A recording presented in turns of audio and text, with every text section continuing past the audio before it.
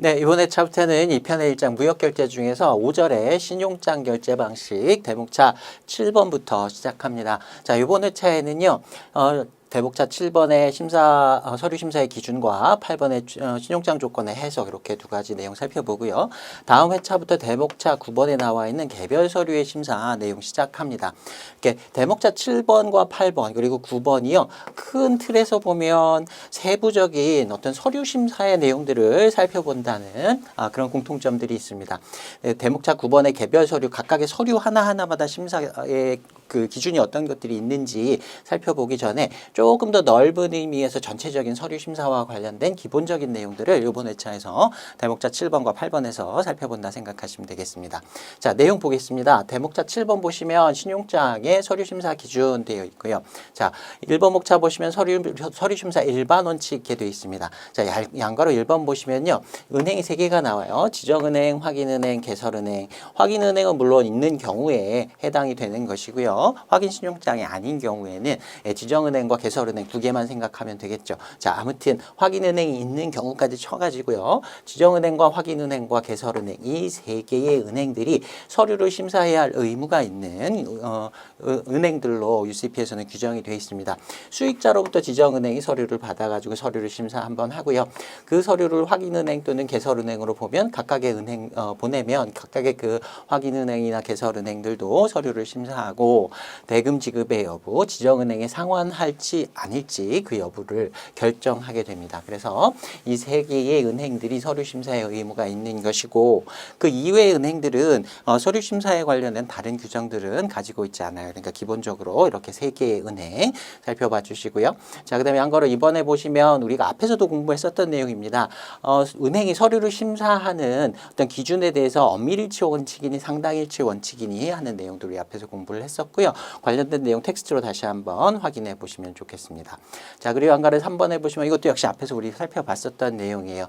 신용장은 독립성과 추상성을 가진다. 그래서 은행에서 서류를 심사할 때는 실제로 매매 계약이 이행되었는지 매매 계약하고는 관계없이 서류만 보고 심사를 하게 된다. 그리고 추상성의 원칙이 서류 거래 원칙, 서류 심사의 원칙의 근원이 되는 어떤 원칙이라고 얘기를 했었습니다.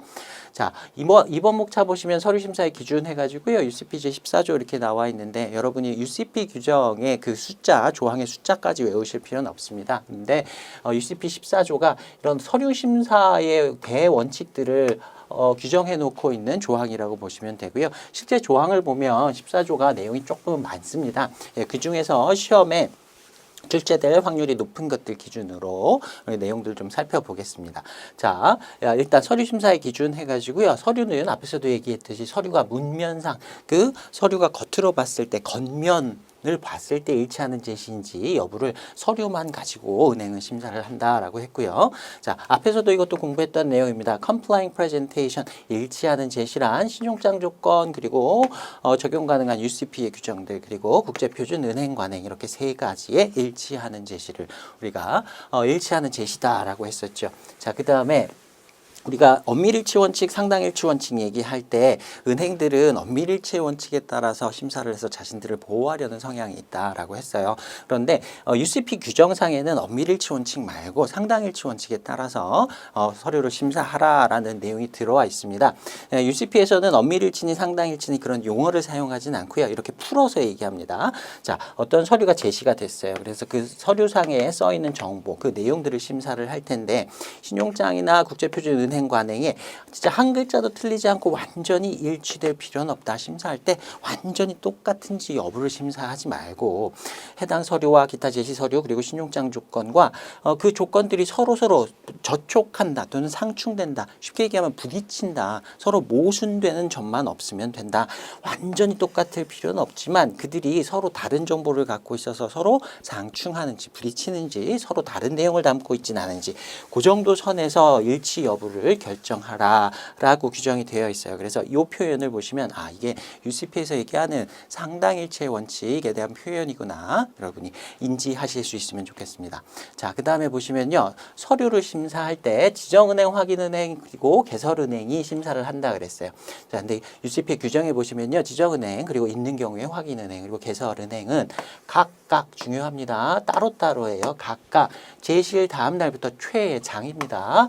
5 은행 영업일 동안 일치 여부를 심사할 수 있습니다. 이걸 심사 기간이라고 하는데, 자, 서류가 이제 수익자가 만약에 최초에 지정은행에 뭐 예를 들어 화요일 날 제시를 했다 쳐요. 그러면 화요일이 제시일이 되고요. 이 날부터 시작하는 게 아니라 그날은 제외합니다. 빼고 그 다음 은행 영업일부터 시작해서 최장이에요. 항상 5은행 영업일 다 쓰는 것은 아니고요. 더 빨리 끝나면 빨리 끝내주는 게 더 좋습니다. 근데 최장이라고 되어 있어요. 최장에서 5은행 영업일. 토요일하고 일요일은 은행이 영업을 하지 않죠. 그래서 심사를 이 예시에서는 화요일까지 지정은행에서 서류를 심사할 수 있는 겁니다.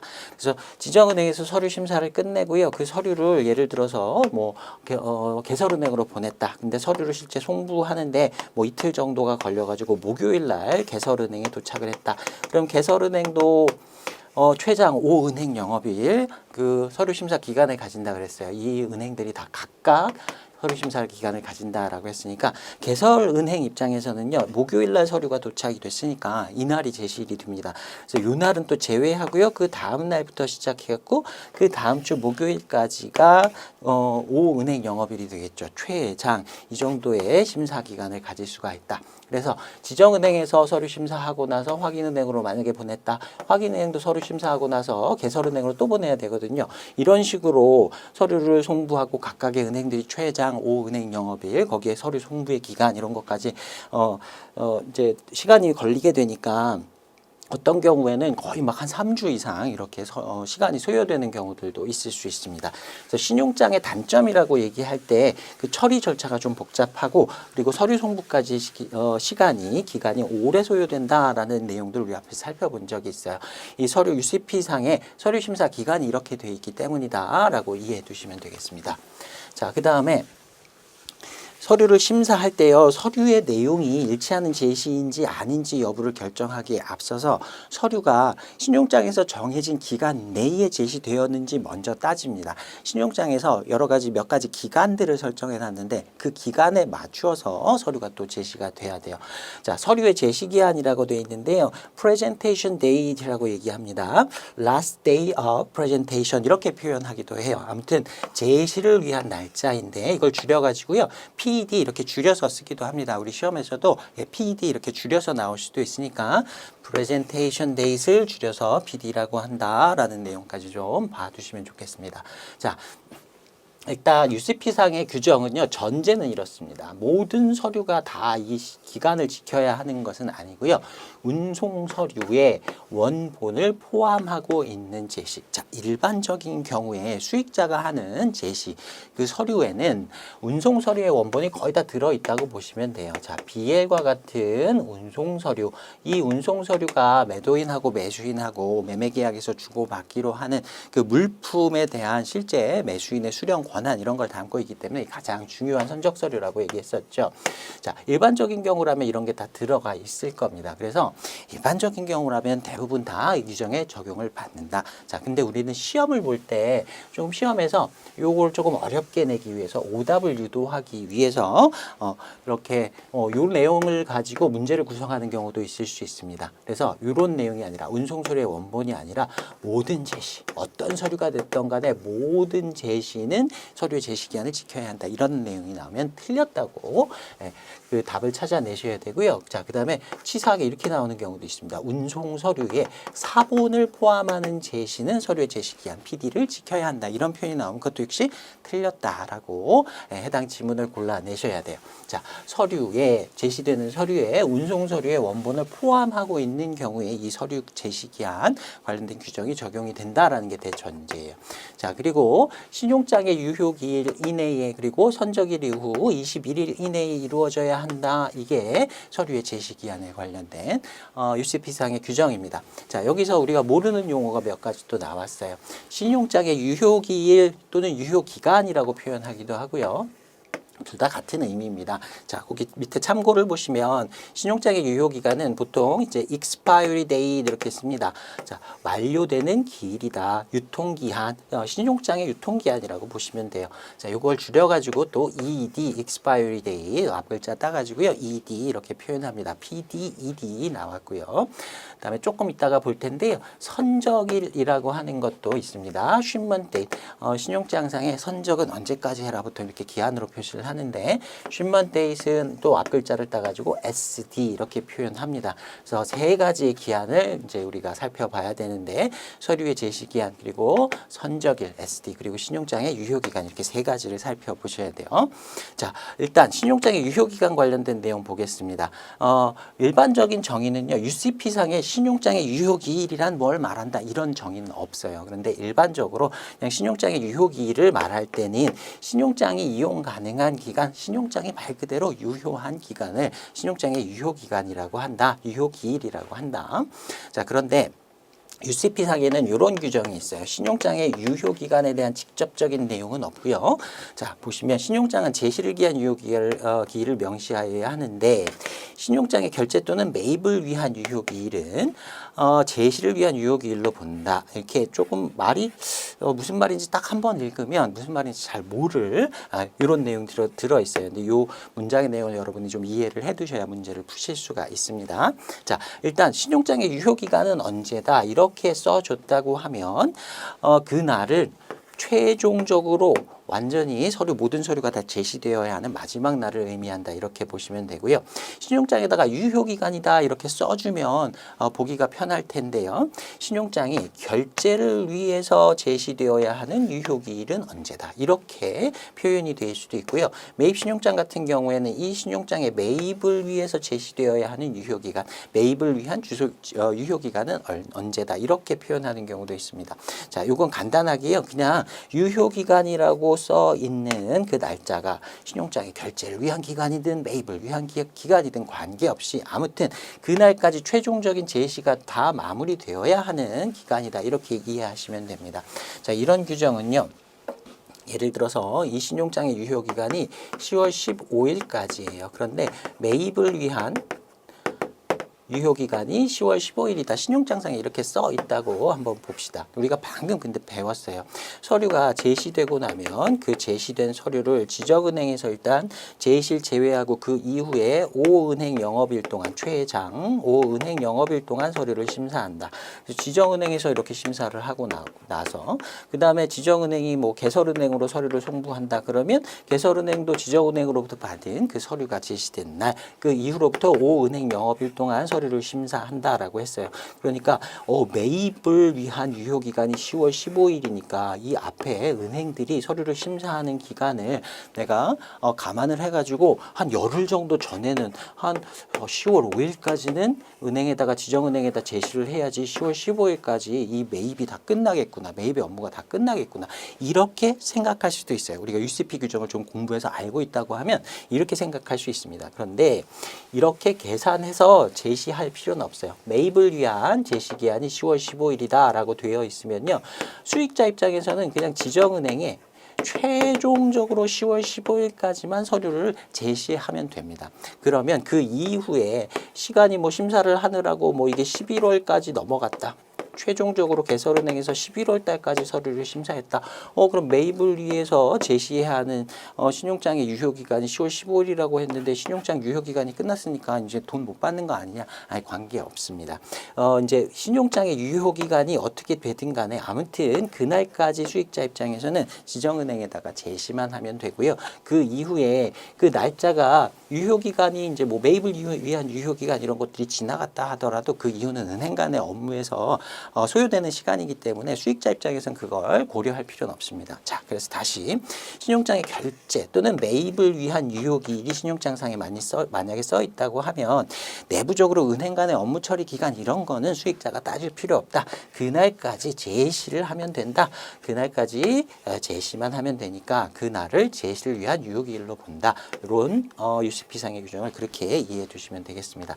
자, 지금 여기 노란색으로 표시되어 있는 이 표현이 그대로 시험에 나올 수 수도 있기 때문에 요 내용을 잘 이해하고 계셔야 이제 나중에 문제 풀 땐 헷갈리지가 않을 거예요. 자. 그래서 계속 보시면 뭐 유효기간은 개설은행 측에서 종료되는 것은 아니다. 수익자가 제시한 때를 기준으로 보면 된다. 이렇게 보시면 되고요. 자, 그 밑에 그 2번 목차 서류 심사 기준 표로 되어 있는 거 맨 끝에 보시면 영어로는 이렇게 나온다 표현이 있습니다. 뒤에 내용을 보시고요. 요 유효기간에 관한 설명 요거 먼저 보고 돌아와서 나머지 내용들 보도록 하겠습니다. 자, 유효기간에 관한 설명, expiry date에 대한 설명에서 UCP 규정인데요. 자, 보시면 a credit must state an expiry date for presentation. 신용장은 반드시 유효기간인데 제시를 위한 유효기간을 반드시 명시하여야 한다. 그래서 수익자가 신용장을 받으면요. 그 안에 제시를 언제까지 해야 되는구나. 그 expiry date 유효기간이 써 있습니다. 그 날까지 최종적인 제시를 해야 한다라고 했고요. 자, unexpiry date stated for honor or negotiation. 예, 그냥 유효기간이라고 그냥 써주면 덜 헷갈릴 텐데 결제를 위한 언어를 위한 expiry date 또는 negotiation 매입을 위한 유효기간이라고 stated 명시된 날짜는 will be deemed to be an expiry date for presentation 제시를 위한 유효기일로 deemed to 간주된다. 그래서 그날까지 서류를 제시만 하면 된다. 우리가 방금 봤던 문장이 영어 표현으로는 원문으로는 이렇게 되어 있습니다. 자, 유효기간에 관련된 ED에 관련된 설명까지 살펴봤습니다. 봤고요. 다시 앞으로 돌아오셔서 그 서류의 제시기간 PD와 관련된 내용들 좀 설명 다시 드리겠습니다. 자, 일단요. 신용장을 받으면 두 가지의 날짜는 정해져 있다라고 보시면 돼요.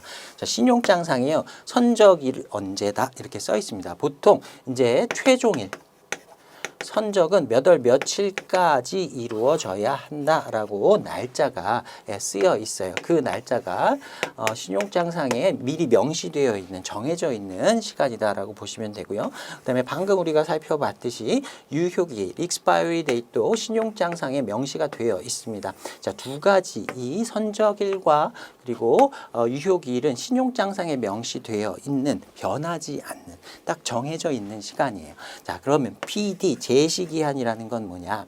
선적 후에 21일을 기준으로 합니다. 자, 21일 이내에 선적을 해야 되는 거예요. 선적을 예를 들어서 10월 1일 날 했어요. 근데 유효기일은 10월 30일입니다. 10월 30일이면 아직 나는 10월 30일까지만 서류를 제시하면 되니까 선적하고 나서 한 달이라는 시간이 남아있죠. 그런데 10월 30일까지 계속 기다렸다가 이날 제시를 하면 안 되고요.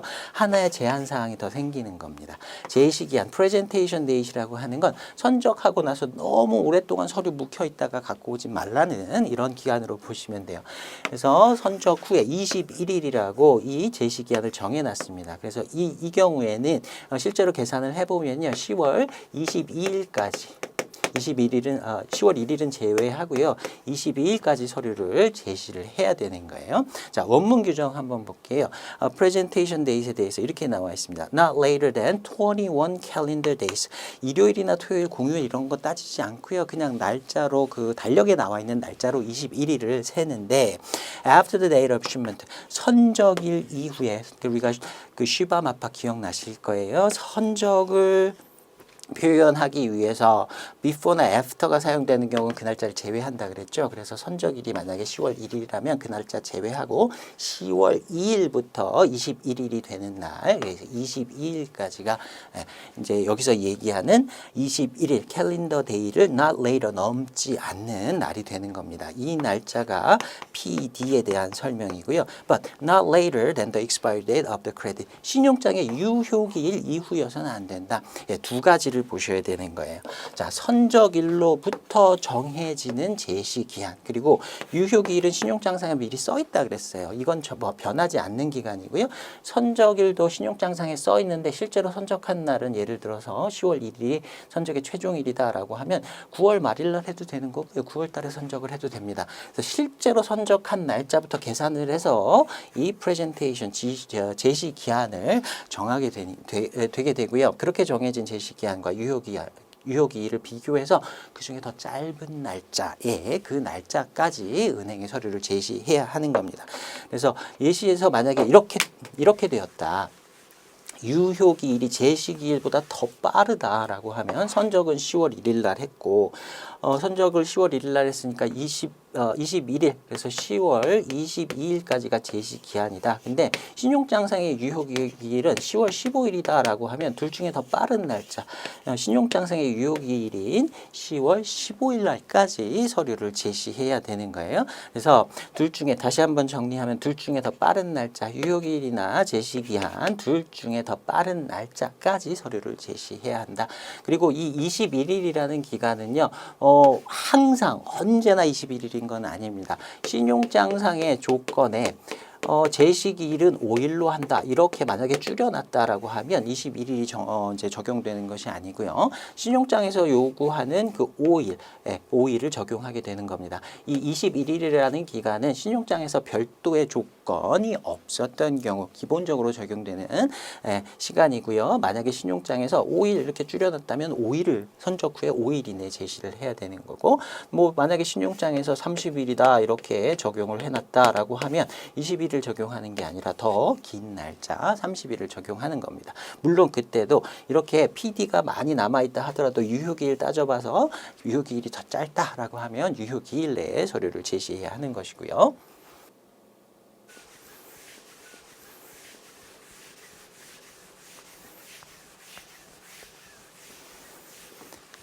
계속 보시면 신용장의 유효기일 그리고 서류의 제시기일의 최종일이 아무튼 둘 중에 유효기일이나 다음에 PD 제시기일 중에 더 짧은 날짜 내에 서류를 제시해야 된다 그랬어요. 근데 그 날의 맨 마지막 날 그 최종일이 불가항력의 사유 이외의 사유입니다. 자, 요거 잘 보셔야 돼요. 불가항력 사유 이외의 사유로 은행의 비영업일인 경우 그냥 휴일 생각하시면 됩니다. 토요일이나 일요일이나 뭐 추석 같은 연휴가 끼어 있다. 근데 그 제시해야 하는 마지막 날짜가 휴일에 걸린다라고 하면 우리가 은행 업무 같은 거 많이 보셨잖아요. 뭐 핸드폰 요금 같은 거 내는 날짜가 정해진 날짜가 있는데 그 날짜가 일요일이다. 그럼 그 다음 날까지 내면 되잖아요.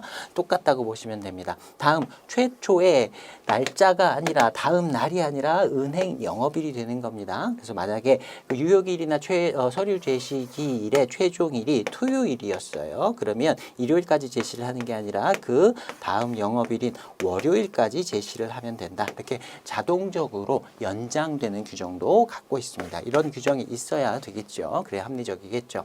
자, 근데 최종 선적일은 물품을 이제 배에다가 선적한다거나 아무튼 운송인한테 건네준다거나 이런 날짜인데 그 은행에 서류를 제시해야 하는 기간 유효기일이든 서류 제시기일이든 아무튼 그날이 휴일이라는 거 하고요. 선적일이 휴일이라는 거 하고 최종 선적일이 휴일이라는 것하고는 아무런 관계가 없습니다. 자, 최종 제시기일이 연장되더라도 선적일은 연장되지 않습니다.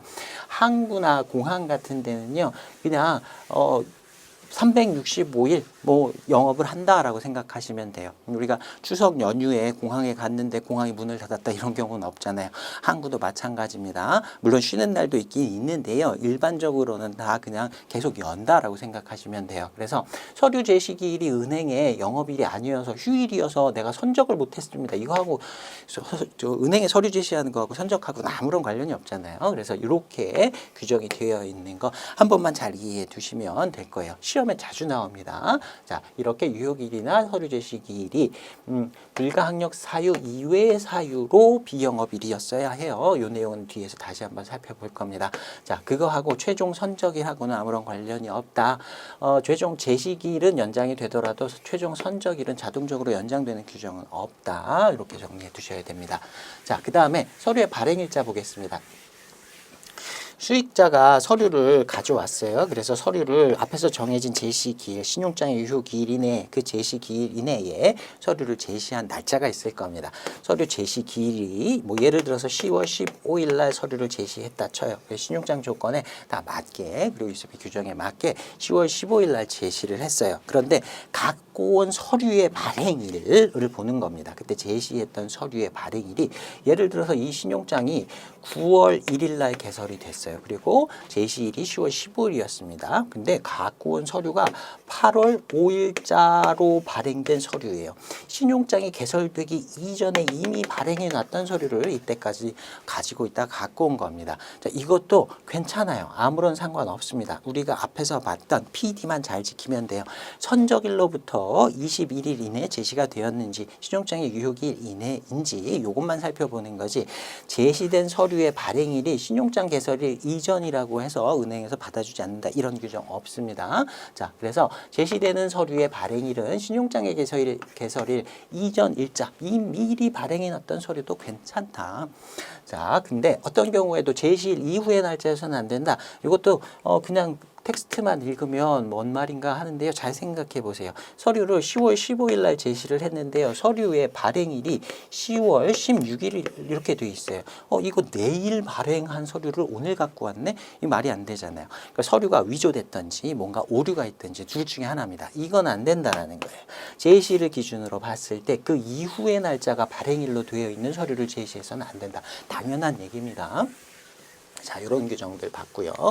자, 그 다음에 서류상의 주소 한번 보겠습니다. 자, 어떤 서류든지 관계없어요. 아무튼 모든 서류예요. 어떤 서류에 수익자의 주소가 나와 있고 개설 의뢰인의 주소가 나와 있어요. 또는 뭐 다른 연락처, 세부 연락처 같은 것들도 들어갑니다. 전화번호라든가 뭐 메일 주소라든가 기타 등등 이런 것들, 뭐 팩스 넘버라든가 이런 것들이 들어가는데 들어가 있어요. 근데 제가 신용장이나 다른 서류상의 주소와 동일할 필요는 없다. 예를 들어서 신용장상에는 수익자의 주소가 서울로 되어 있어요. 그런데 어떤 서류를 갖고 왔어요. 제시 서류 중에 하나에 수익자의 주소가 뭐 부산으로 되어 있는 겁니다. 자, 이래도 관계 없다라는 거예요. 개설 의뢰인도 마찬가지고요. 수익자나 개설 의뢰인의 주소, 신용장상에 나와 있는 주소와 어떤 서류를 갖고 왔는데 그 서류상에 나와 있는 주소가 서로 다르다 해도 관계가 없다는 거예요.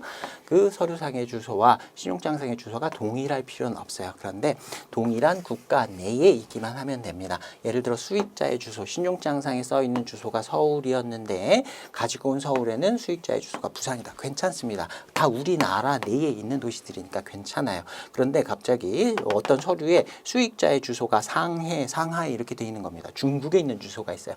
그러면 안 된다는 거예요. 동일한 국가 내에 있기만 하면 되고, 주소 그리고 세부 연락처는 신용장상의 것과 동일할 필요는 없다. 완전히 똑같을 필요는 없다라고 되어 있어요. 자, 근데 요거는 하나의 예외입니다. 이게 이제 앞에서 본 게 원칙이에요. 주소가 완전히 동일할 필요는 없다. 그런데 개설 의뢰인이에요. 여기선 개설 의뢰인만 나옵니다. 그리고 운송 서류예요. 운송 서류상에 수하인 또는 착화 통지처의 일부로서 나타나는 경우에는 동일해야 됩니다. 자, 신용장상에 개설 의뢰인의 주소가 이렇게 써 있어요. 근데 운송 서류입니다. BL을 예를 들어 볼게요. 자, BL상의 개설 의뢰인의 주소하고 신용장상에 나와 있는 주소 달라요. 근데 BL상의 수하인, 물품을 누가 수령할 것인지, 또 그다음에 착화 통지처도 있죠. 착화 통지처는 운송인이 물품 도착하기 전에 도착 예정 통지를 하는 당사자라고 했습니다. 그렇게 나타나는 주소, 운송 서류상의 수하인이나 착화 통지처로 나타나는 주소는 신용장의 주소와 동일해야 됩니다. 자, 이건 왜 그러냐면요. BL상의 수하인은 물품 받을 사람이에요. 운송인이 이 사람하고 연락해갖고 물품 찾아가는 과정에서 연락이 잘 돼야 됩니다. 그리고 착화 통지처도 마찬가지죠. 도착 예정 통지를 이 사람한테 하기로 되어 있는데 그 사람의 주소나 연락처 같은 게 제대로 되어 있지 않다고 하면 연락하기가 어렵습니다. 그래서 수하인이나 착화 통지처로 나와 있는 주소는 정확하게 일치를 해야 운송인이 물품 인도하는데 문제가 없어요. 그래서 이건 중요한 주소들이기 때문에 나머지는 그렇게 뭐 같은 국내이기만 하면 되고 크게 문제는 없다 봐도, 운송 서류상의 수하인이나 착화 통지처로 나타나는 주소, 세부 연락처는 신용장상에 나타난 그 개설 의뢰인의 주소 또는 세부 연락처하고 동일해야 한다. 그래야 물건을 잘 건네줄 수 있기 때문에 이런 규정을 UCP에서 두고 있다. 이렇게 정리해 두시면 되겠습니다. 자, 그 다음에요. 상업 송장상의 명세입니다. 이거 뒷부분에서요. 우리가 개별 서류 수리 요건들 살펴보면서 상업 송장 관련된 내용에서 다시 한번 보긴 할 텐데요. 미리 한번 보겠습니다. 자, 상업 송장상의 물품이나 서비스 등의 명세. 예, 그 상업송장상에 당사자가 주고받는 물품, 매매하는 물품의 이름이라고 보시면 됩니다. 그 이름은 신용장상에 써 있는 명세하고 일치해야 됩니다. 제가 실무를 하면서요. 상업송장 제일 긴 거 본 게 한 120페이지 정도 되는 상업송장을 본 적이 있어요. 상업송장에 물품의 명세가 종류가 엄청나게 많습니다. 120페이지에 걸쳐서 이 명세들이 나타나 있어요. 의류 같은 게 그런 경우가 있을 수 있습니다. 자, 예를 들면 이런 거예요. 어떤 바지예요.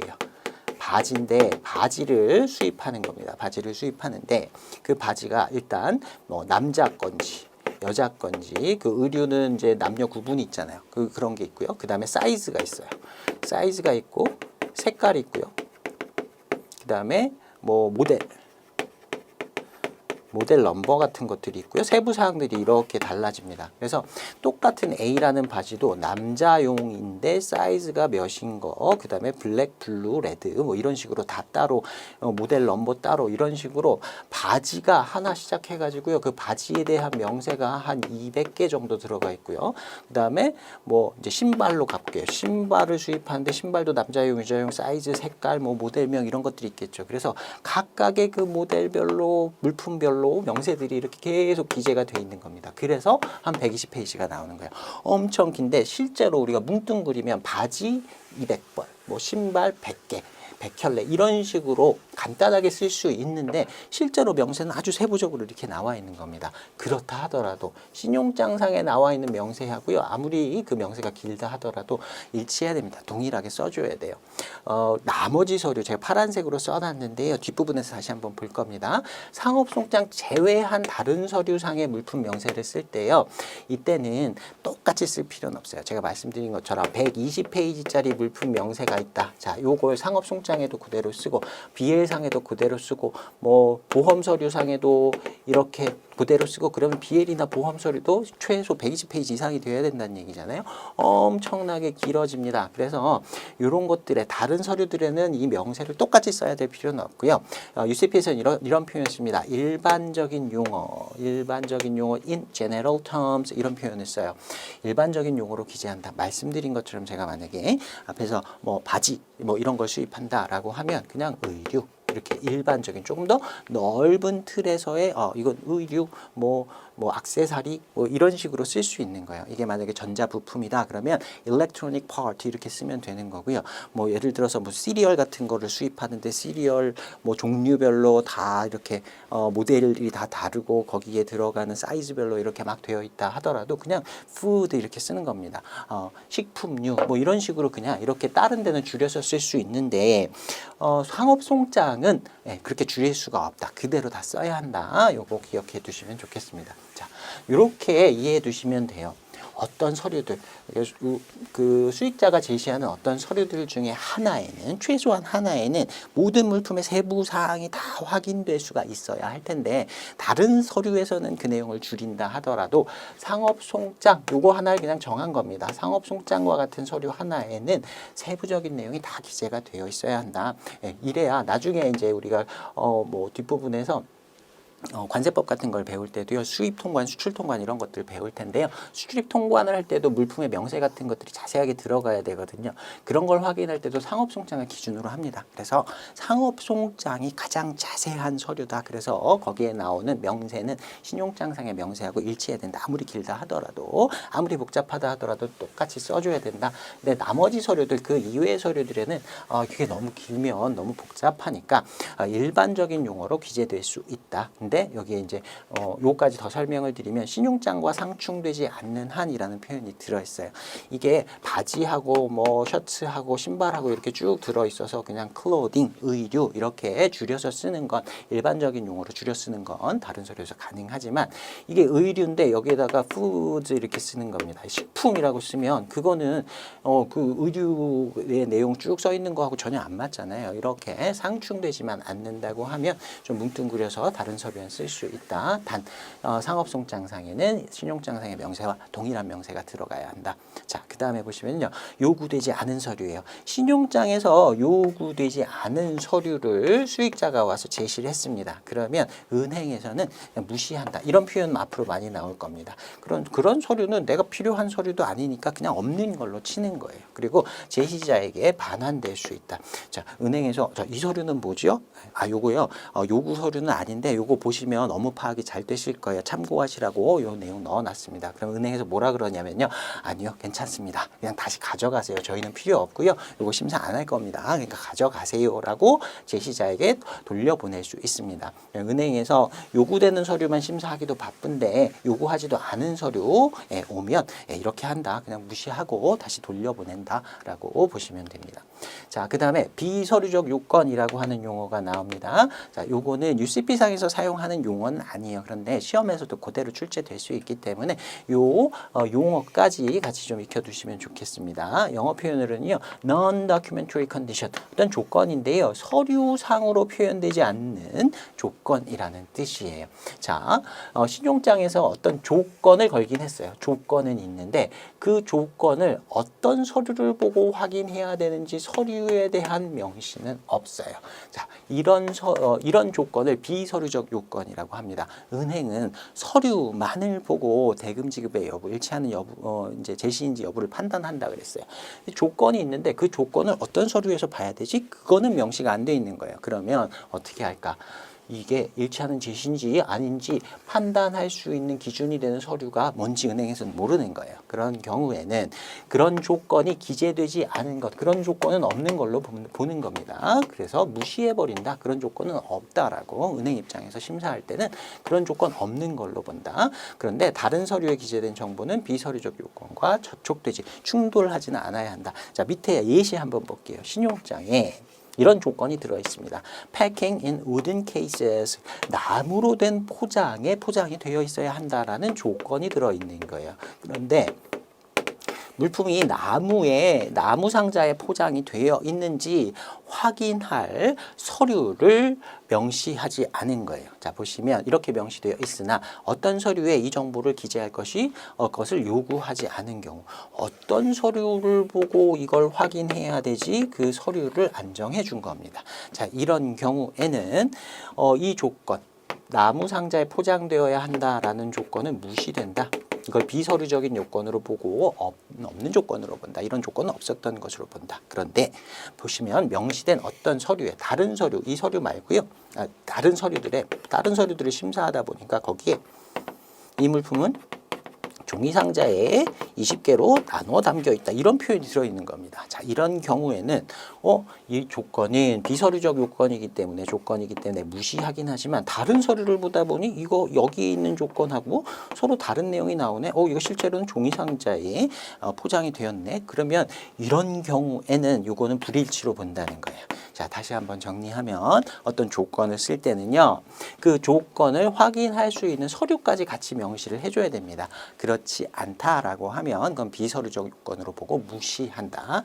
예를 들어 이런 경우 packing in wooden cases라는 조건이 있다라고 하면 이게 패킹 리스트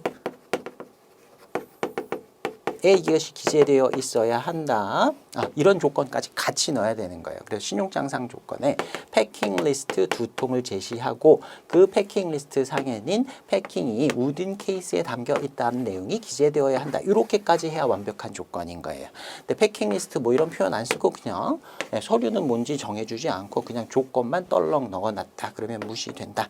그런데 그런 조건도 언제까지나 무조건 100% 다 무시하는 건 아니고 다른 서류들을 살펴보는데 그것하고 상충되는 다른 내용이 있다라고 하면 정보의 저촉 상충되는 내용이다. 이건 불일치다. 그래서 대금 지급을 거절할 수 있습니다. 자, 비서류적 요건도 시험에 자주 출제가 되니까 내용들만 잘 기억해 두시면 대단히 어려운 내용은 아니고요. 여기에 보시면 표현들이 이제 잘 이해를 해둬야만 알 수 있는 이런 표현인 것 뿐이에요. 내용이 어려운 건 아닙니다.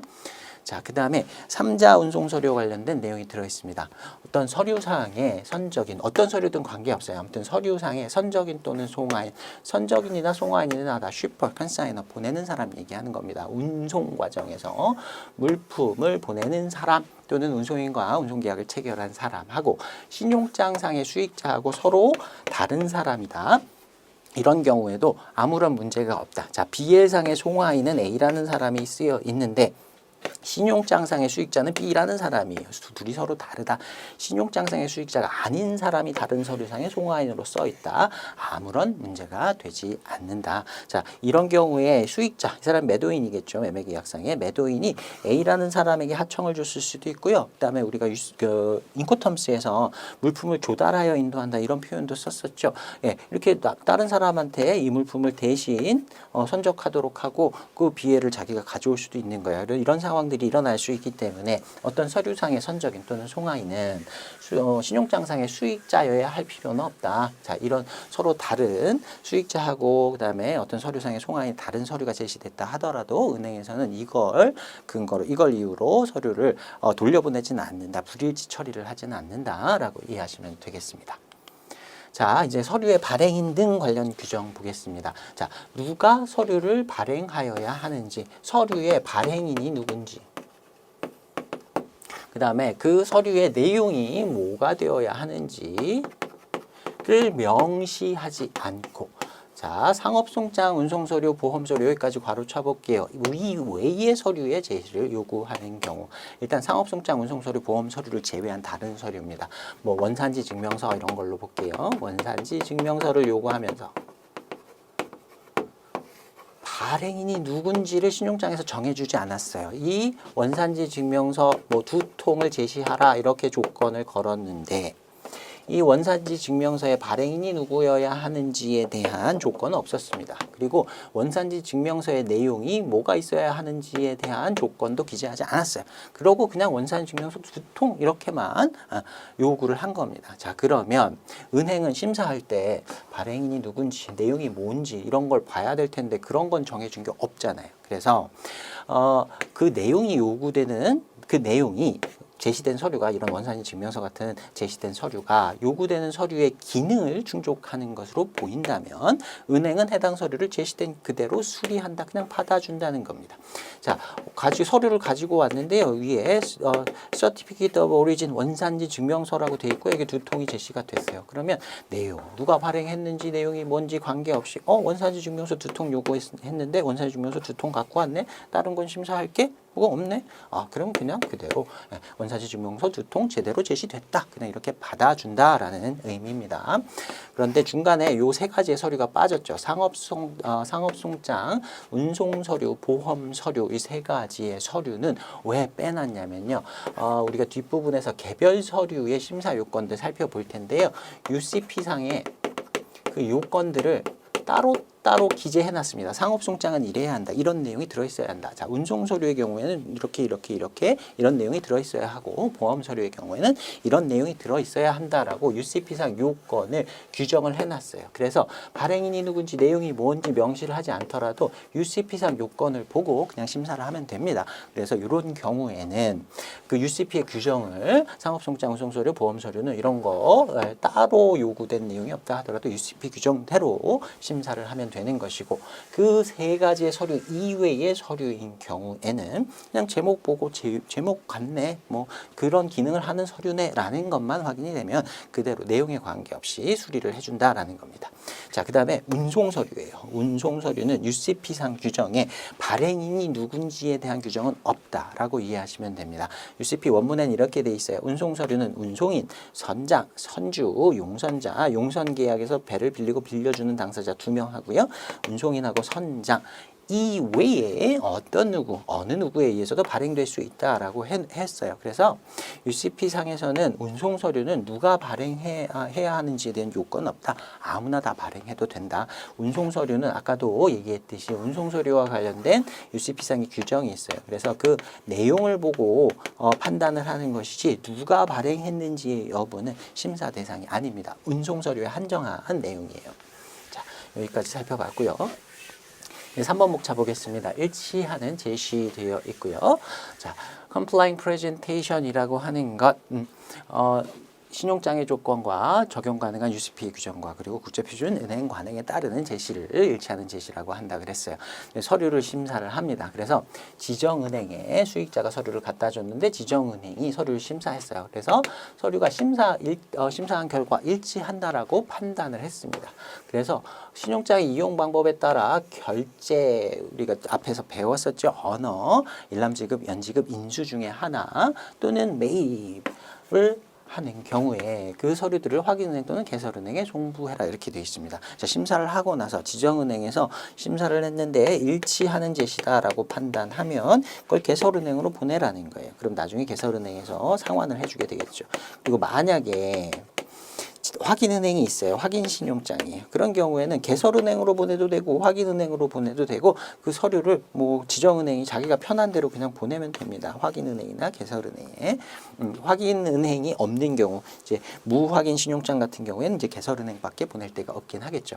자, 그다음에 양가로 2번 보시면요. 확인은행의 경우예요. 자, 만약에 지정은행에서 일치하는 제시라고 판단해서 서류를 확인은행으로 보냈다라고 하면 확인은행도 서류를 심사할 겁니다. 그래서 서류를 심사해서 일치한다고 판단한다라고 하면 결제 또는 매입을 한다. 또는 지정은행이 이 서류를 보냈다라고 하면 지정은행에 확인은행이 상환을 하게 되겠죠. 상환을 하고 나서 심사 끝난 서류를 개설은행으로 최종적으로 결국에 다 개설은행으로 보내는 겁니다. 자, 개설은행에 송부한다. 영어 표현으로 forward한다. 우리 메일 forward한다라는 표현 많이 쓰죠. 자, 송부한다. 자, 그다음에 개설은행의 경우에요. 개설은행에 서류가 왔는데 개설은행도 서류를 심사하죠. 서류를 심사해서 일치한다고 판단하면 결제한다. 개설은행은 다 할 수 있는데 매입만 못한다 그랬습니다. 그래서 그 신용장의 이용 방법에 따라 결제한다. 실제로는 이제 지정은행에다가 상환해주는 이런 과정을 거치게 되겠죠. 자, 일치하는 제시인 경우에 각 은행들의 행동에 대한 어떻게 행동해야 되는지에 대한 내용 UCP 규정이었습니다. 자, 이제 4번 목차 보시면요. 불일치 서류예요.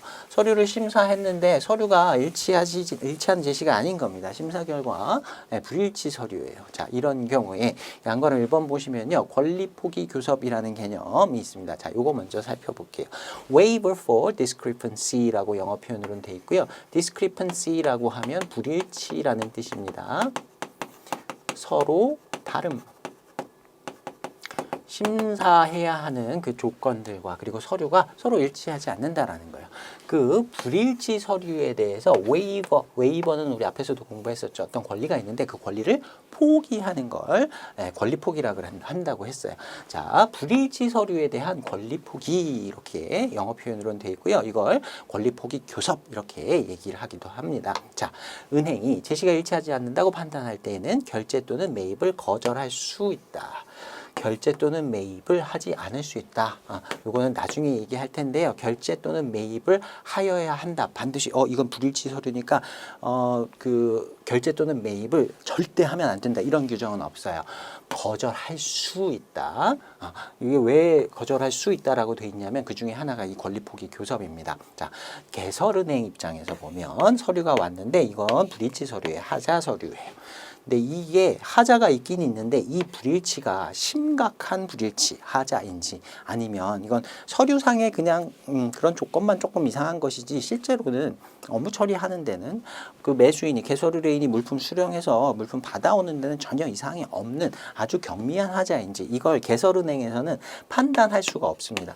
그 개설 의뢰인이 그 서류를 봐야 이게 불일치 서류 정말 잘못돼서 이거는 받아주면 안 됩니다. 이거 완전히 잘못된 거니까 서류를 제대로 다시 받아와야 합니다. 라는 정도의 큰 하자인지 어떤 경우에는 아이고 그거 서류가 조금 이상하네요. 근데요 이거 괜찮아요. 그냥 주셔도 저 물품 받는데 아무 이상 없으니까 이거 불일치 서류 다시 불일치라고 다시 돌려보냈다가 새로 서류 다시 받아갖고 오고 하는 이 과정이 너무 오래 걸리고 복잡하니까 그거 그냥 저 주세요.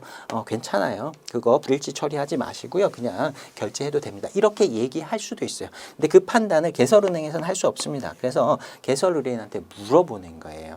그래서 개설은행이 제시가 일치하지 않는다고 판단했어요. 일단 심사를 하고 나서. 그러면 누구의 말을 듣는 건 아니에요. 개설은행이 자신이 스스로 판단하는 겁니다. 자기가 스스로 판단해서 그 하자에 대한 웨이버, 권리 포기를 위해서 개설은행과 교섭할 수 있다. 영문 표현으로 살펴보면요. 개설은행이 개설의뢰인에게 어프로치, 접근해 볼 수 있다. 이렇게 표현이 나와 있어요. 물어보는 겁니다. 물어봐서 이거 하자 서류인데 그냥 받으실래요? 또는 이거 하자가 좀 심각한 하자니까 이건 받을 수가 없습니다. 아, 그렇군요. 이렇게 확인을 받으라는 거예요. 그래서 개설의뢰인이 이거 괜찮다라고 그냥 받아줘도 된다라고 말을 한다고 하면 그 하자 서류를 그대로 넘겨줄 수가 있는 겁니다. 자, 이런 식으로 업무 처리를 할 수가 있는데 이걸 왜 권리 포기라고 얘기를 하느냐. 자, 개설은행하고 개설의뢰인은 처음에 신용장 개설 약정을 할 때 신용장의 약정, 신용장상의 계약상에는 일치하는 서류를 가지고 오면 그걸 개설의뢰인한테 넘겨주고 개설의뢰인은 그에 대해서 신용장 대금을 지급하겠다. 이런 약속을 했을 거예요. 그래서 개설은행이 그 신용장 조건에 일치하지 않는 서류를 갖고 온다고 하면 개설의뢰인이 신용장 대금을 지급하지 않겠다 이렇게 얘기할 수 있는 권리가 있는 겁니다. 그래서 이 디스크리펀시 불일치 서류에 대해서는 개설의뢰인이 개설은행에서 넘겨준다고 해도 이거 내가 요구한 서류 조건이 아니잖아요. 이상한 서류잖아요. 나 대금 못 드립니다. 이거 못 받습니다. 라고 얘기할 수 있는 권리가 있다는 거예요. 그래서 이 상황에서 개설의뢰인한테 개설은행이 이거 서류 받으실래요? 개설의뢰인이 괜찮아요. 이거 별 하자 아니니까 경미한 하자니까 그냥 받을게요. 말만 믿고 그냥 넘겨주지 않는다는 겁니다. 나중에 혹시 딴소리 할 수도 있으니까 이렇게 하자 서류를 불일치 서류를 개설의뢰인한테 넘겨줄 때는요. 문서로 개설의뢰인한테 이 권리포기 각서라는 걸 받는다. 이렇게 생각하시면 됩니다. 내가 지금 하자 서류를 수리하는데 그건 내가 동의한 것이다. 내가 나중에 신용장 대금 지급하기로 한 나의 의무에 대해서 뭐라고 이걸 갖고 꼬투리 잡지 않겠다. 하자 서류에 대해서도 내가 대금 지급을 약속한 대로 하겠다라고 하는 권리포기에 대한 어떤 각서를 받고 이 하자 서류를 넘겨준다. 그래서 그렇게 한번 물어보는 과정 이걸 권리포기의 교섭이라고 한다. 이해해 두시면 되고요.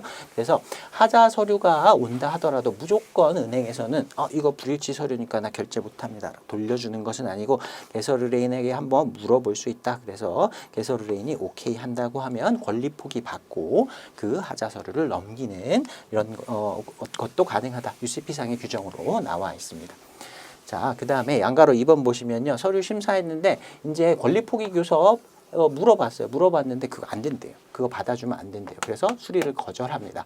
그래서 개설은행에서 이 서류를 이건 불일치 서류니까 난 결제 못합니다. 라고 결정하는 경우 대금 지급하지 않기로 한 경우에는 그냥 안 하면 안 되고요. 거절 통지의 방식이 UCP상에 규정된 게 있어요. 그 규정대로 거절 통지를 해야 됩니다. 이건 불일치 서류니까 이러한 형식을 갖춰가지고 통지를 딱 하면서 나는 결제 못합니다. 라고 이렇게 통지를 해줘야 돼요. 그 통지 방식을 따르지 않거나 거절 통지를 아예 안 했다라고 하면 그거 불일치하는 서류다라고 주장을 할 수 없어요. 그러니까 결제를 해야 된다는 얘기예요. 이제 대금 결제를 하지 않기 위해서는 거절 통지를 반드시 해야 한다. 자, 양가로 3번 보시면요. 거절 통지는 한 번만 할 수 있습니다. 여러 번에 나눠서 할 수 없고요. 딱 한 방에 해야 한다. 거절 통지를 할 때는 각각의 하자를 명시해야 합니다. 예를 들어서요. 어떤 서류를 심사를 했어요. 근데 서류를 심사했는데 쭉 읽다 보니까 어떤 부분에 하자가 하나 있었습니다. 그래서 이걸 잡아냈어요. 자, 이거 불일치 이렇게 잡아냈어요. 그래서 이거 불일치 서류니까 이후는 뭐 심사 안 해도 되겠지 뭐. 그러고 이렇게 심사를 안 하고요. 그냥 이게 하자다라고 얘기하고 서류를 돌려보냈습니다. 결제 안 하겠다라고 돌려보냈는데 요 하자를 만약에 제시 기한이 남아 있다라고 하면요. 요거 하자를 치유해서 다시 재제시를 할 수도 있어요. 다시 한번 서류를 고쳐가지고 제시 기한이 남아 있다고 하면 얼마든지 재제시할 수 있습니다. 제시를 해가지고 갖고 왔어요. 그래서 하자 1번이라고 잡아냈던 게 치유가 됐습니다. 이제 괜찮아요. 그러고 나서 보니까 하자 2번, 3번, 4번 저번에 하지 않았던 하자가 또 줄줄이 나오는 겁니다. 그러면 또 보내갖고 또 이걸 다시 고쳐갖고 오라고 하고 이렇게 할 수는 없다라는 거예요. 하자가 하나 있다 하더라도 심사는 계속 하는 겁니다. 그래서 각각의 하자, 모든 하자를 다 잡아내서 그걸 명시해서 하자 통지를 해야 돼요. 1회 하자 통지 이후에 중대한 하자가 발생되었다 하더라도 추가적인 하자를 주장할 수는 없다. 예, 처음에는 이렇게 하나만 알려주고 나중에 요거는 이제 재제시를 받아가지고 괜찮아졌다. 근데요, 제가 저번에 말씀 안 드렸는데 하자가 더 있습니다. 이렇게 따로 얘기하면 안 된다라는 거예요. 그런 주장을 할 수는 없다. 예, 한 번에 거절 통지를 하면서 모든 하자를 다 명시를 해야 한다. 자, 양과로 4번 보시면요. 하자 서류 이렇게 만약에 이제 하자로 인해서 대금 지급을 거절하는 경우, 결제를 거절하는 경우에는 서류를 반송하는 등 각각의 이제 그 상황에 따라서 그런 조치들을 할 수 있습니다. 자, 양과로 5번에 보시면요. 그 거절 통지의 방법들이 좀 나옵니다. 예, 동그라미 1번 보시면 거절 통지를 할 때는 전신으로 한다. 빠른 방법으로 한다. 굉장히 오래 걸리는 우표에다가 이제 하자 서류, 하자 통지를 이렇게 이제 프린트를 해가지고 봉투에 넣어서 우표 붙여서 보내고 이렇게 하지 말라는 겁니다. 빨리 해주라는 거예요. 스위프트와 같은 전신으로 해주고 만약에 그런 전신이 불가능하다고 하면 최대한 빠른 신속한 수단으로 해야 한다. 예, 동그라미 2번의 내용도 한번 읽어보시면 됩니다. 동그라미 1번의 내용하고 유사한 내용인데요. 조금 표현을 달리 한 것입니다. 자, 그 다음에 양가로 6번 보시면요. 거절 통지는 언제까지 해야 하느냐. 제시일의 다음 날부터 기산해서 5은행 영업일, 5영업일의 종료 이전에 은행이 문 닫기 전까지 해야 한다. 자, 이 규정 어디서 많이 봤었죠. 제시일의 다음 날부터 기산해서 최장 5은행 영업일에 심사기간을 갖는다라고 했어요. 그 심사기간이 종료하기 전에 거절 통지를 해야 합니다. 나중에 하면 안 되고요. 그 기간 내에 거절 통지를 해야 결제를 거절할 수 있다. 자, 양가로 7번 보시면 앞에서 얘기했던 거절 통지서의 내용 나와 있고요. 세부적인 내용 몇 개 더 보겠습니다. 거절 통지의 내용은 이런 게 들어가야 돼요. 자, 일단 이거 결제 또는 매입을 거절합니다 라고 하는 거절한다는 사실. 그 다음에 앞에서 얘기했던 왜 그렇게 거절을 하는지 이유가 된 근거가 되는 각각의 모든 하자들을 다 써야 됩니다. 자, 그 다음에 서류와 관련된 다음의 사항 이렇게 해서 UCP에는 좀 길게 써 있습니다. 근데 한 번 정도만 읽어보시면요. 이걸 다 이 문구대로 외우실 필요는 없어요. 읽어보시면 결국엔 이겁니다. 서류가 지금 어디 있는지, 지금 서류가 누구 수중에 있고 어떤 상태에 있는지 이것도 알려줘야 돼요. 중요 서류들이 은행에 이렇게 묶여 있는 경우도 있을 테니까 그 서류가 지금 어떻게 된다. 이 중에 하나에 대한 내용을 같이 기재한다. 그래서 거절 통지를 할 때는 결제 또는 매입을 거절합니다. 라는 내용이 들어가야 되고요. 이런 이유 때문에 거절합니다. 각각의 하자가 들어가야 되고요. 지금 서류는 어떤 상태에 있습니다. 이 내용까지 다 들어가서 이걸 한 번에 통지해야 하고 5은행 영업일의 종료 이전까지 통지를 해야 결제 또는 매입을 거절할 수 있습니다. 자, 요거는 지정은행도 이렇게 거절, 그 다음에 확인은행도 거절, 개설은행도 거절, 심사하는 은행들이 다 이렇게 한다라고 보시면 됩니다. 자, 이제 대목차 8번 보겠습니다. 신용장 조건의 해석 이렇게 돼 있고요. 자, 1번 목차 보시면 신용장 조건 해석의 일반 원칙에서 양가로 1번에 보시면 결국에 우리가 앞에서 배웠던 독립주상성 관련된 내용입니다. 네, 서류를 가지고 그 매매계약과는 별개로 서류를 심사한다. 신용장 조건을 본다. 자, 그다음에 양가로 2번 보시면요. 신용장 해석과 관련된 규정의 우선순위 이렇게 돼 있어요. 자, 신용장도요. UCP도 마찬가지고 신용장 조건도 강행 규정은 아닙니다. 반드시 뭔가 정해진 대로만 해야 하는 건 아니에요. 그게 아니라 당사자들이 자신들의 계약, 자신들의 거래에 맞도록 자기들 마음대로 수정해서 이렇게 쓸 수 있습니다. 계약 자유의 원칙이 적용된다라고 얘기할 수 있습니다. 신용장에서도. 그래서 만약에 신용장 통일 규칙, UCP 규칙하고 신용장상의 조건, 신용장상의 조건하고 서로 좀 다른 내용이 들어있을 수도 있어요. UCP상에는 이래야 한다라는 내용이 들어있는데 그것과 상충되는 내용으로 신용장이 개설이 되는 경우도 있을 수 있습니다. 자, 이런 경우에는 어떻게 보시냐면요. 신용장상의 조건은 당사자 간의 매매계약에서 합의한 내용을 반영하는 것이다. 당사자 간에 합의한 내용대로 신용장의 조건을 설정해서 신용장을 통지한 것이기 때문에 신용장의 조건은 당사자 간에 합의의 내용이 담겨 있는 것이다 라고 보시면 되고요. 그래서 밑에 표를 보시면요. UCP의 규정이 있다 하더라도 당사자 간에 합의한 내용이 더 우선된다. 신용장 자체의 조건하고 UCP 조건하고 다른 내용이 있다라고 하면 신용장의 조건이 더 우선되는 것이다. 이렇게 보시면 되고요. 그 다음에 어떤 국가에서 꼭 지켜야 하는 법률, 그래서 강행법규로 만들어 놓은 법률들이 있겠죠. 우리나라에 관세법 같은 것들이 있을 수 있습니다. 관세법 규정하고 신용장 규칙, 신용장의 조건하고 서로 다르다라고 하면 당연히 강행 규칙은 어떻게 할 수가 없는 거예요. 이건 반드시 지켜야 하니까. 우리 계약에서도 이 내용 많이 봤습니다. 강행법규가 가장 우선되지만 만약에 강행법규가 없다라고 하면 당사자 간에 약정 합의한 내용인 신용장 조건이 우선되고 그 다음에 UCP 규정이 적용되는 거다.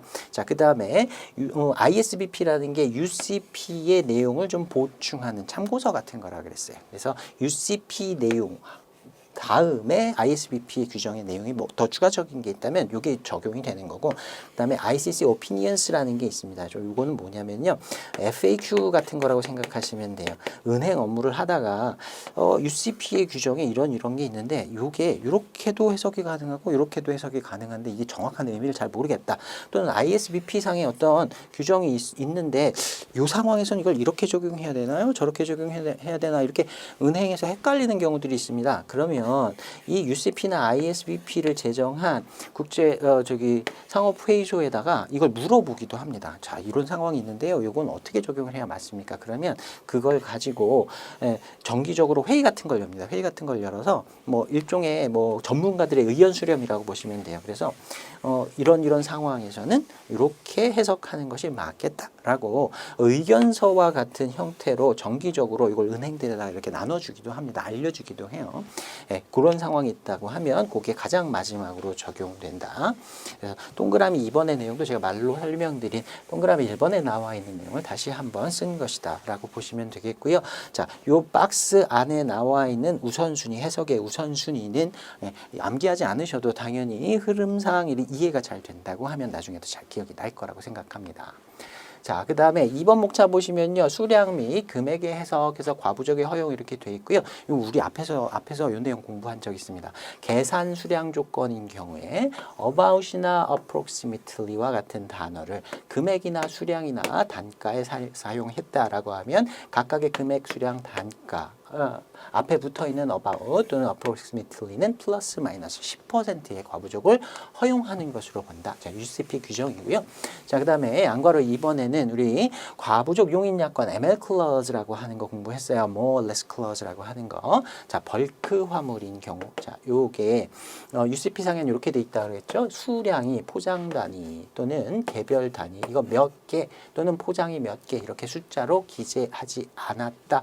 벌크 화물을 얘기하는 겁니다. 무게라든가 부피라든가 길이라든가 이렇게 그 수량을 재는 물품들에 대해서는 플러스 마이너스 5%의 과부적을 허용하는데 신용장 금액의 한도 내에서 플러스 마이너스 5%의 수량의 과부족을 허용한다라고 했었죠. 자, 양괄호 1번의 계산 수량 조건과 양괄호 2번의 ML 클로즈는 앞에서 공부했던 내용이고요. 양괄호 3번에 앞에서 안 봤던 내용이 하나 나옵니다. 자, 분할 선적이 금지됐습니다. 신용장에서 분할 선적 금지되어 있어요. 그런데 신용장 금액의 5% 이내의 편차는 허용이 가능하다. 자, 신용장 금액이 $100예요. 그런데 제시된 서류에 보니까 이제 물품이 $98 이렇게 되어 있는 겁니다. 그럼 5% 이내에 편차가 있는 거죠. 마이너스, 이건 플러스는 없고요. 마이너스 5%. 여기서는 2%의 편차가 있어요. 자, 이런 경우에 은행에서 이렇게 오해하는 경우가 있습니다. 분할 선적이 금지인데요. $98였지만 왜 대금을 청구하죠? $2는 나중에 따로 분할 선적하고 따로 청구하려는 거 아닌가요? 그러면 안 되는데요. 이렇게 얘기하지 말라는 겁니다. 자, 신용장 금액을 조금 넉넉하게 설정을 해줘가지고요. 그 상황에 따라서 그런 경우도 있어요. 그래서 마이너스 5%까지는 편차 허용이 된다. 다만 물품을 전량 선적했어야 한다. 분할 선적이 아니었어야 하고 단가 감액하지 않았어야 되고요. 앞에서 봤던 ML 클로즈가 적용되지 않아야 합니다.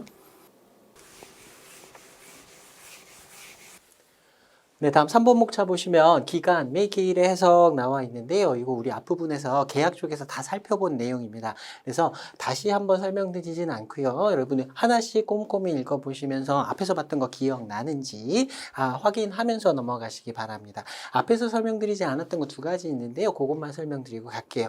자, 중간에 보시면 for 6month, for 1 month, for 6 months 이렇게 나오는 표현이 있어요. 자, 신용장상에 앞뒤에 다 잘라먹고요. 그냥 이렇게만 딱 나왔다라고 하면 이 기간은 언제부터 언제까지냐. 자, 신용장 개설일을 기준으로 하시면 됩니다. 신용장상의 조건에 이렇게 따로 나와 있지 않더라도 그 신용장의 개설일이 언제인지 나와 있거든요. 그 개설일을 기준으로 해서 한 달이 되는 날, 그 다음에 6개월이 되는 날, 그거를 기준으로 잡아서 그렇게 진행을 하시면, 그렇게 해석을 하시면 됩니다. 자, 그 다음에 그 밑으로 쭉 내려가 보시면요. latest date of shipment, 선적의 최종일. 보통 선적일은 언제까지가 선적 기간이다. 이렇게 마지막 날을 정해주거든요. 근데 신용장상에 이건 보통 씁니다. 그런데 만약에 안 써 있는 경우다. 선적을 언제까지 해야 하는지 신용장상에 명시가 안 돼 있다. 지정되지 않았다, 명시가 되지 않았다라고 하면 신용장의 유효기일 있었죠. 제시를 위한 유효기일, 그 날짜까지 선적하면 됩니다. 신용장의 유효기일이 선적일이 된다. 자동으로 별도로 지정하지 않은 경우에는. 자, 이제 4번 목차 보시면요. 서류 발행인 관련 해석 있습니다. 자, 서류의 발행인이 누군지 요건을 신용장에서 정해주는데요. 이런 표현을 쓰는 거예요. First class, well-known, qualified, independent, local, competent, official, competent, local 뭐 이런 표현을 쓰는 겁니다. 뭐 예를 들어서 보험 서류를 제시하는데 first class의 뭐 insurance company, 인류의 보험 회사 가 보험자로 되어 있는 보험 증권을 제출하라. 뭐 이런 식으로 요건을 썼다 쳐봐요. 자, 여기에 나오는 표현들은요.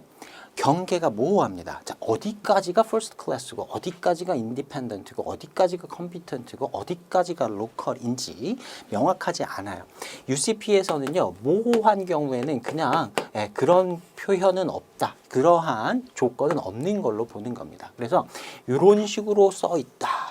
라고 되어 있다면 일단 수익자는 제외해요. 수익자를 제외한 모든 서류 발행인이 사용할 수 있다. 이 표현은 뭐냐면 발행인은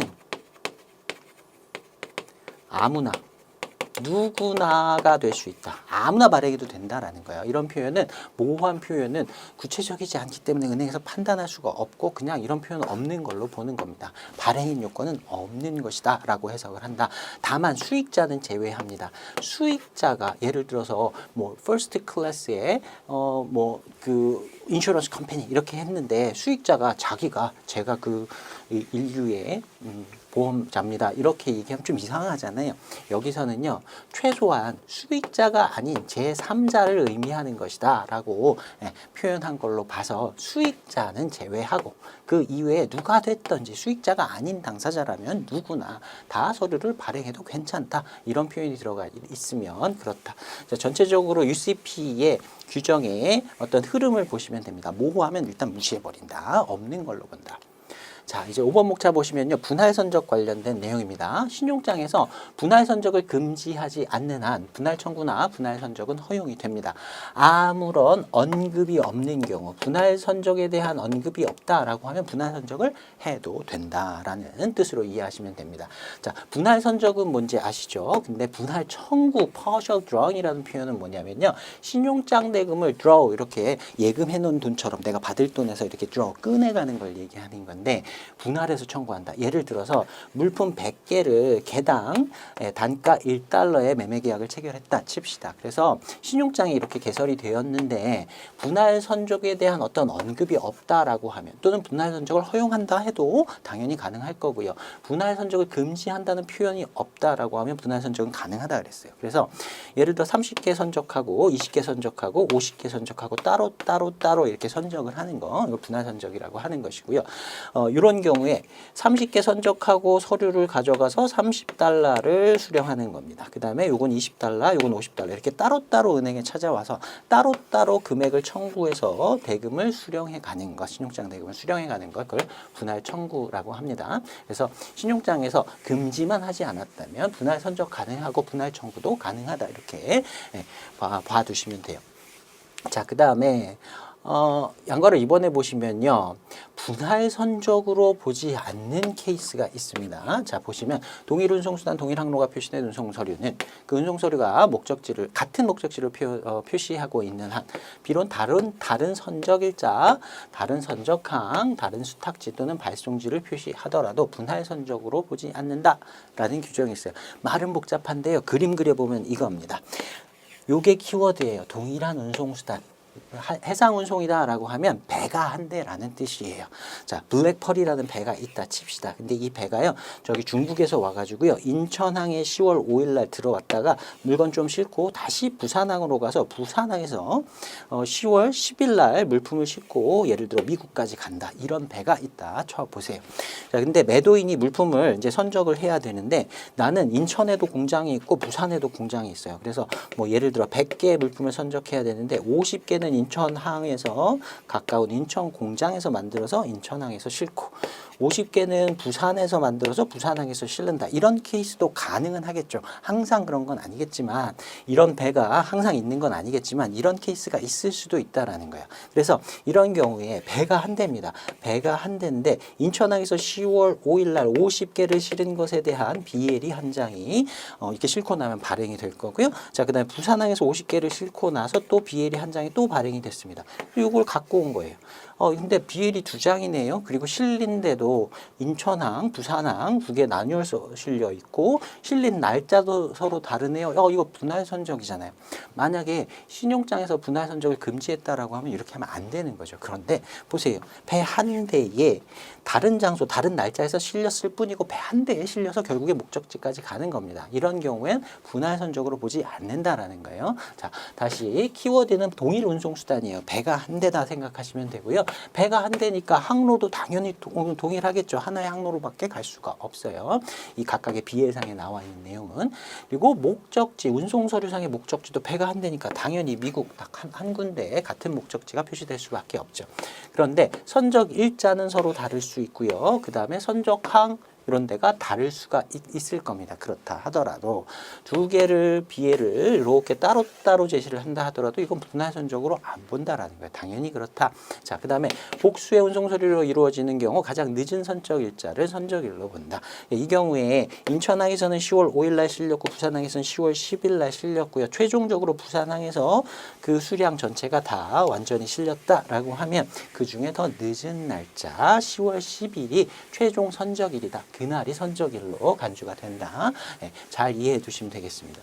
자, 그 다음에 양가로 3번 보시면요. 같은 운송 방법 내에서 둘 이상의 운송수단상의 선적을 증명하는 하나 또는 둘 이상의 운송서류는 비록 운송수단들이 같은 날짜에 같은 목적지로 향하더라도 분할 선적으로 본다. 자, 여기서 키워드는 뭐냐면요. 둘 이상의 운송수단이에요. 부산항에서 물품을 100개를 50개씩 두 대의 선박에 나눠 실은 거예요. 블랙펄 1이라는 거, 그다음에 블랙펄 2라는 배가 있다 칩시다. 같은 부산항에서요. 같은 날짜, 예를 들어서 10월 10일 날 출항을 해요. 같은 목적지 미국의 롬비치항까지 출항을 해요. 똑같은 날짜, 똑같은 장소에서 출항을 했다 하더라도 배가 두 대다라고 하면 이건 분할선적으로 본다는 겁니다. 둘이 똑같은 날짜에 도착한다라는 보장도 없고요. 둘 중에 하나 고장나서 뭐 늦어질 수도 있고요. 뭐 이런 상황이 생길 수 있으니까 이건 운송수단이 다르니까 분할선적으로 본다. 자, 이런 경우에 한꺼번에 묶어가지고요. BL 한 장으로 이렇게 발행을 해주는 경우도 있을 수 있습니다. 같은 운송인이라면 이렇게 배는 두 대인데 하나로 이렇게 발행하는 경우도 있을 수 있는데 아무튼 운송수단이 둘 이상 복수다라고 하면 이건 분할선적으로 본다. 아까 양가로 2번의 내용하고 같이 비교해보면서 살펴보시면 좋겠습니다. 자, 그 다음에 양가로 4번 보시면요. 둘 이상의 특송 배달 영수증 DHL 같은 거 생각하시면 돼요. FedEx, DHL 같은 거. 그 다음에 우편 영수증 또는 우송 확인서 요건 전부 다 우체국에서 발행하는 그 영수증이라고 보시면 돼요. EMS라고 하는 것 있죠. 익스프레스 메일 서비스의 약자입니다. 뭐 그 대단한 내용은 아니고요. 외국으로 소포 붙일 때부터 이제 EMS 요걸 사용합니다. 그래서 작은 물건들, 좀 소량의 물건들, 무게가 많이 나가지 않는 이런 물건들은요, 특송으로 DHL 같은 걸로 보내기도 하고 우체국에 가서 EMS로 소포로 보내기도 해요. 자, 이런 경우에 보시면 만일 특송 배달 영수증, 은편 영수증 또는 우송 확인서가 이런 것들이 같은 특송 배달 용역 또는 우체국에 의해서 같은 회사에서, 같은 우체국에서, 같은 장소에, 같은 날짜에, 그리고 같은 목적지로 스탬프가 찍히거나 서명된 것으로 보이는 경우에는, 이 경우에는 분할선적으로 보지 않는다라는 거예요. 자, 제가 어떤 물건을 외국으로 보내려고요, 그 박스에 물품을 담아가지고 이렇게 뭐 페덱스에 가든지 아니면 뭐 우체국에 갔어요. 그래서 붙이려고 이렇게 딱 봤는데, 고객님 이건 박스가 너무 커가지고요, 저희 규격 박스에 맞지가 않습니다. 그래서 작은 박스, 저희가 쓸 수 있는 가장 큰 박스, 요거를 드릴 테니까 한 3개 정도 들어갈 것 같네요. 이렇게 나눠 담으세요 라고 하는 경우가 있을 수 있어요. 이런 특송이라든가 아니면 우체국의 EMS 같은 경우에는 최대 그 박스 크기가 있거든요. 큰 박스는 운송이 안 됩니다. 그래서 이걸 나눠 가지고 이렇게 나눠 담은 다음에 그걸 같은 장소에서 같은 날짜에 그리고 같은 목적지로 한꺼번에 보낸 거예요. 박스가 3개긴 하지만 요건 나눠 담았을 뿐이다. 어쩔 수 없기 때문에 이런 상황에서는 분할선적으로 보지 않는다. 그래서 양과로 1번, 아까 봤던 2번, 3번, 4번 요 3가지의 내용 분할선적으로 보는 경우와 아닌 경우 구분 잘 해두시면 좋겠습니다. 자, 여기까지 해서 이번에 차 마무리하겠습니다. 수고 많으셨습니다.